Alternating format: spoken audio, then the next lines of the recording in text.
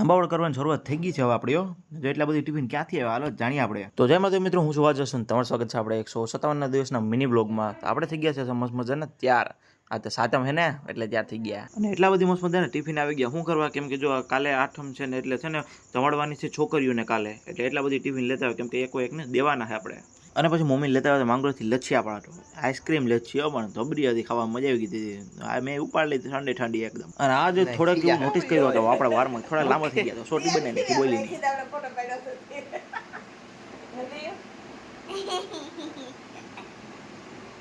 કેમ બાકી લાગે ને એક નંબર